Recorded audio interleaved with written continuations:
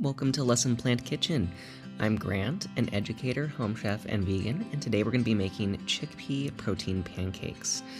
Start by putting 14 ounces of silken tofu, 1 can drained chickpeas, a half cup of all-purpose white flour, wheat flour, and vital wheat gluten into a food processor container. Then add 1 teaspoon of baking powder, 1 teaspoon of cream of tartar, a half cup of stevia, and cinnamon and nutmeg to taste. Finally, add 3 tablespoons of oil and your egg substitute. In this case, I used flaxseed and water. One of the reasons that I love this recipe is that it is low mess. Everything is in the food processor or in the skillet.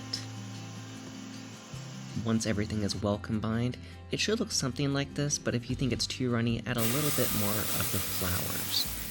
Now, this is a very thick pancake. You're going to want to let it cook about 7 to 8 minutes per side on low to medium heat until all the way done.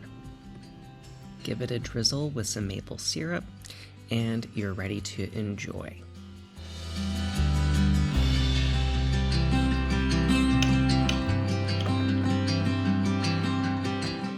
Our chickpea protein pancakes have about 100 calories each with nearly 8 grams of protein, and they're low fat and low sugar.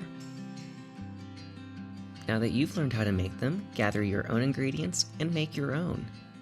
Thank you so much for watching. If you enjoyed this video, be sure to give it a like, consider subscribing, and be sure to share it with friends and family who would also like it too.